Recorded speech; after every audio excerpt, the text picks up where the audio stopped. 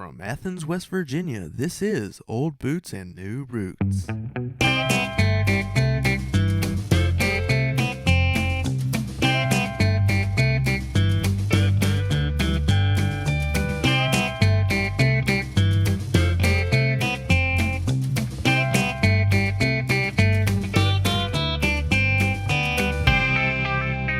Hey, I'm Logan Bennett, and this is Old Boots and New Roots. I'm proud to say I'm joined with the talented Tessy Lou Williams. How are you doing today? I'm good. How are you? Pretty good. So, for people who haven't heard you before, tell us a little bit about yourself. So I was born and raised in Montana to a couple musician parents. They had the band Montana Rose for about 25 years. I played different instruments all through my life. Started playing guitar about 9. I took cello lessons starting at 5. Played some instruments in school, but always kind of fought the musician thing myself until I was 19. And then it just kind of hit me that, oh, okay, now this is what I do. So I started playing around Montana a bit for a couple of years, moved to Austin, Texas, played around there all over the place in Texas for about 10 years. And then I really made an album up in Montana and then an album in Texas, and then made my most recent self-titled solo album in Nashville.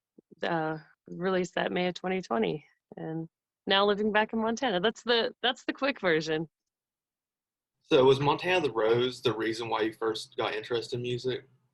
I mean, yeah, my parents just raised us kids playing music. They didn't have other jobs. That was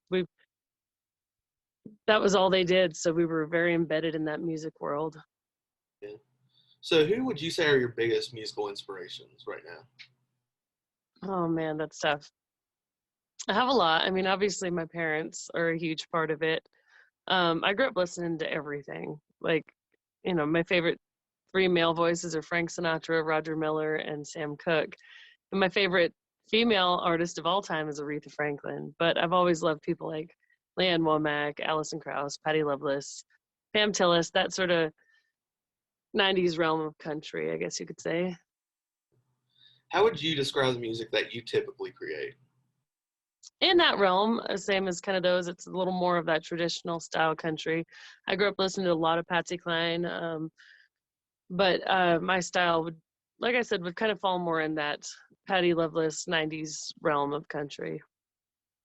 So, does your traditional sound fit with today's music, like today's country music?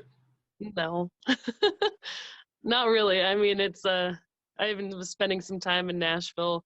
I mean, I went once a year for about 5 years, or once a month for about 5 years. And even some people would be like, man, we don't know what to do with you, but don't quit what you're doing. Like I kind of, a paraphrase version or lack of better words, is I was too country for country radio right now.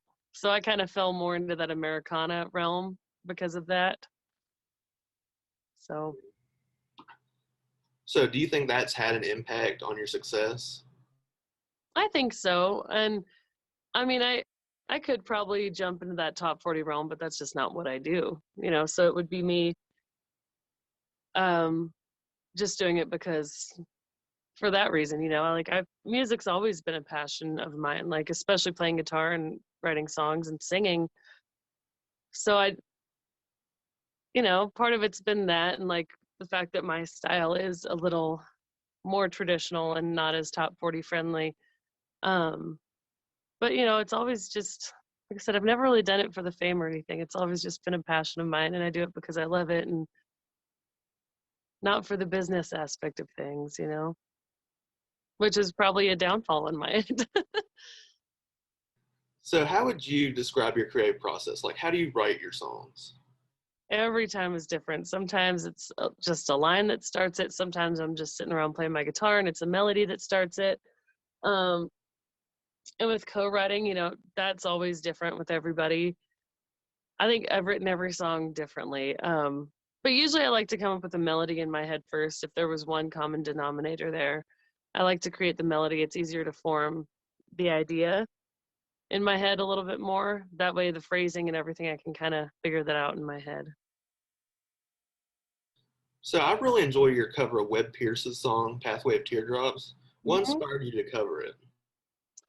So, like I said, I went to Nashville pretty regularly there, and I would go to the station inn every Monday to see Val Story, Larry Cordell, Carl Jackson, and their whole crew. They called it New Mondays, and they do a version of that song that just was amazing. And I was there with my producer, and they would sing that song pretty much every show, and I just loved their version of it. But I was there with my producer, Luke Wooten, one time, and he's like, man, we should put this song on the album. I was like, well, yeah, of course, it's a beautiful song. And so that was a huge part of it. Val Story, she sings the hell out of that song. They do an amazing job. So it was an honor of mine to sort of do an homage to them, and of course, Bud Pierce for that. And the band you're talking about that plays at Station Inn, those were some of the same musicians who played on your self-titled album, weren't they? Yep. Aubrey Haney plays fiddle with them, and he played fiddle on my album. Larry Cordell, I wrote a song on the album with him, and he did harmonies for that song. Carl Jackson did some harmonies. My family's known Carl for as long as I've been alive, or longer than I've been alive. So that was really cool to have that full circle. My dad knew Carl Jackson back in Nashville in the 80s. So that was a fun full circle thing for me. Who would you most like to collaborate with? Oh, man.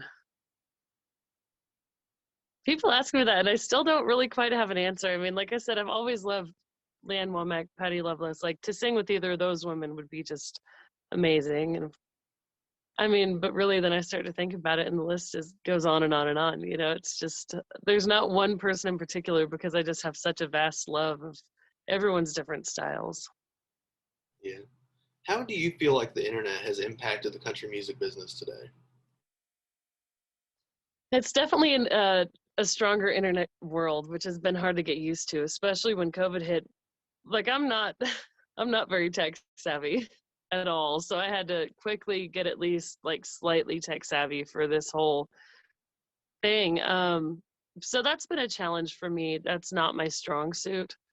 And so trying to find a way to stay relevant online, because it is so important, to create those followers, which equals fans. And I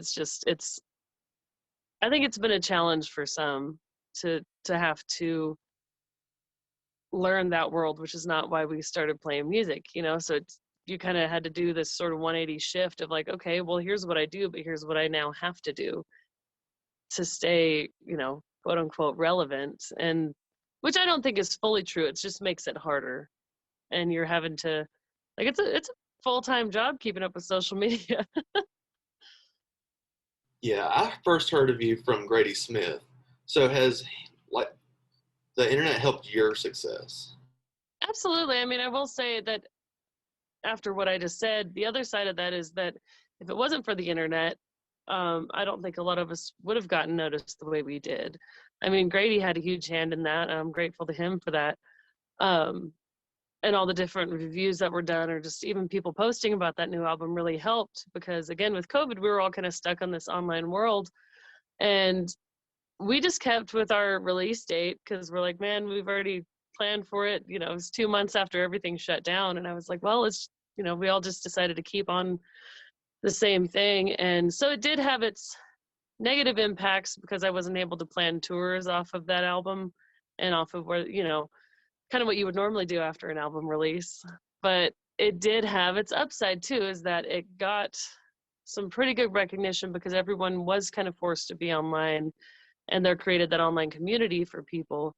And people like Grady Smith had a huge impact on a lot of people's albums by his viewers. And that's kind of the thing that, even like, okay, a person goes to a show, they're like, oh, I love this person, you got to go to their show next time. It's just, it takes longer in that realm. Whereas with online now, if Grady says my name on a thing, everyone's like, oh, who's that? I'm going to go see it. And then it's a quicker trickle, let's call it, of, you know, everyone, the immediacy of it, I guess is what I'm trying to say, makes it nicer in an aspect. But you do have to keep up with that, which is the challenging part. So during this pandemic, it's been pretty crazy. So what have you been doing musically? Musically, not enough. It's been a little challenging. I still play pretty regularly. I ended up moving back up to Montana for multiple reasons. You know, I was living down in Texas, and when that hit, a lot of things shut down. Like even I was bartending part-time and even that job, so that we just weren't making money. So we ended up coming up here. We were gonna only be up here a month and a half to visit, and then everything just kept shutting down in Texas. And so we ended up staying up here, but we were able to play with the much less population up here in Montana. We were able to do a lot of outside shows, and as things calmed down a bit, we were able to sort of maintain. I played it once or twice a week throughout the summer. I've gone to a couple different songwriting things. I played a songwriter festival in Cody. I went down to Texas. Texas Songwriter U has been really good to me. I did their writing competition. I use quotes because it was more like a workshop, really, where you became one of the 8 finalists and you got to go to this workshop. But since I was one of their alum, they were trying out this new, it was just a workshop at a place in the Hill Country in Texas. And so that was really fun to get down there, get to be with some writers, doing as much as I can. And I still do my Tessy Lou Tuesdays. It's a little live stream I do for 30 minutes. And that's been my way of kind of keeping in touch with those people that are still in Texas or anywhere in the country or the world. It's my way of being able to interact with them without, since I'm not really, we don't have the freedom to tour as easily as we used to. So have you been working on new music? A bit. I've got some ideas for the next things I want to do. Nothing concrete though. So, but hopefully this winter I will have a little more free time to buckle down and work on that. And where stuff's opening back up, you should have time in a little while to start recording an album. Hopefully. I actually was talking to my piano player about the idea of doing a remote album, like, because he and I would do some jazz songs together. So I was like, hey, man, let's do this jazz album. Why not? He said, well, we could talk about doing it remotely. So I was like, well, that's always a possibility. I just have to figure out how to use the computer and Pro Tools and all that. So. If you could change anything about the country music industry, what would it be? Oh, I don't know. I guess kind of like I said, I wish there was more of a home for the traditional sound these days. It's and I understand it's a machine, it's a business, it's got this thing. There's a reason things are the way they are. So that's why it's tough to say, but and it is getting there. People like Cody Johnson and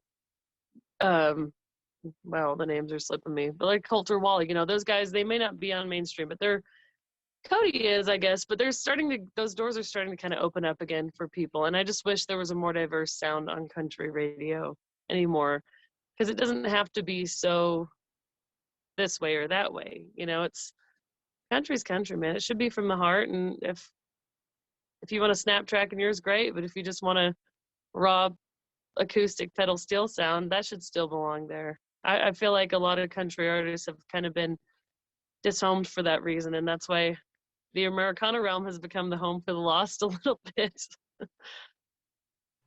And Americana doesn't really get into mainstream music, but all the traditional sounds seem to be lumped into it.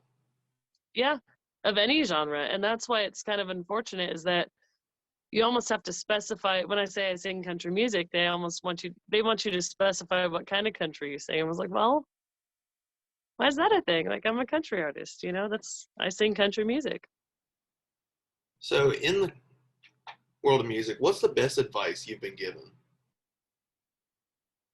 Pretty much the same advice that I would give anyone else. Stay true to you. Like, we all start singing and writing songs, and we're becoming these artists for a reason, because it comes from, our hearts, it comes from our souls. And my best advice I was given, and the best advice I would give to anybody, is that, stay true to you.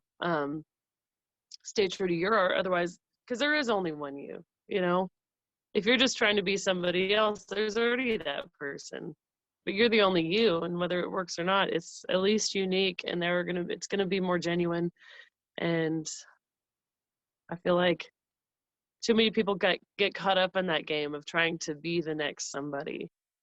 And I think it's really important to maintain who you are in it, because what you create with your truth is going to be, it could be just bigger and better than you could ever imagine. And I feel like that's how we can diversify country radio is if we allowed artists to stay true to themselves. Right. And it is hard. I mean, it's, you kind of get going in that business realm, which is, I mean, it's business, it's not art, you know. So when you cross the music and the business together, it does complicate things. It does sort of convolute things. You've got the business people that get business that don't really get music, and you've got us musicians who don't know anything. At least me, my business sense is nothing.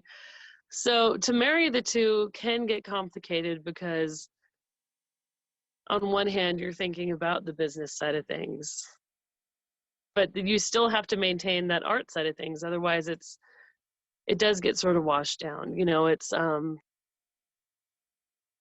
lost my train of thought there. But I think that to stay diverse in it is very important. To keep your true thing. It's easy to get lost and confused while you're trying to play the machine, I guess. I feel like the internet, like people like Grady Smith, they've had a lot to do with these smaller artists getting big with their diverse sounds. Absolutely. Like I said, I'm very grateful to Grady, and I've, you know, I see he's mentioned a lot of people I know, and you know, yeah, to that internet thing, like I said, as much as it can frustrate me, it has been a nice thing because it does open those doors for people to recognize the smaller artists that might not have gotten the recognition otherwise. So, what's your favorite song to perform, and could you perform it for us? Oh, there's so many. um, it changes all the time, but lately I've been doing this Alan Reynolds song, "Dreaming My Dreams with You." I could probably do that for you. Okay, that sounds good to me. Okay, let me get a drink first. Should have warmed up before this, but it's all right.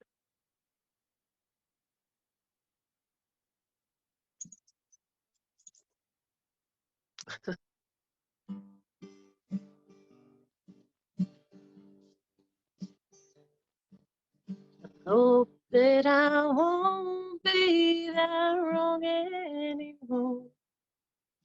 Maybe I've learned this time.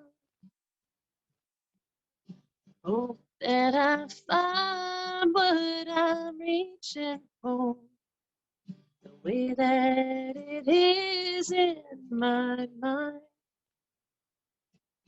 Someday I'll get over you, and I'll live to see it all through. But I'll always miss dreaming my dreams with you.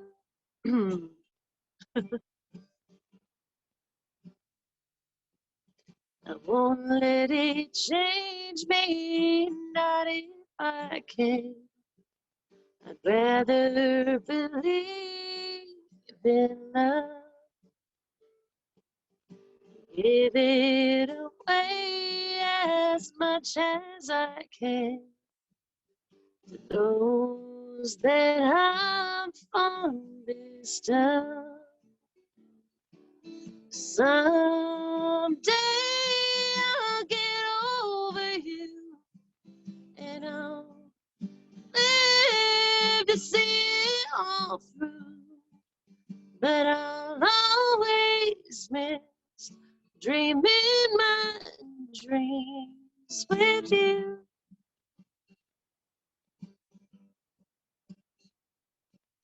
Someday I'll get over you, and I'll live to see it all through. But I'll always miss dreaming my dreams with you.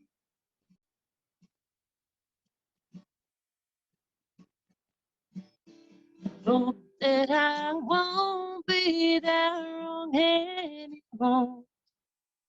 Maybe I've learned this time. I hope that I find what I'm reaching for, the way that it is in my mind. Someday I'll get over you, and I'll live to see it all through. But I'll always miss dreaming my dreams with you.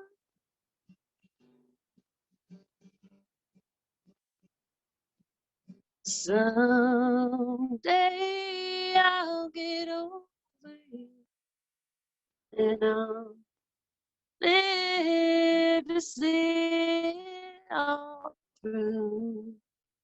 But I'll always miss dreaming my dreams with you.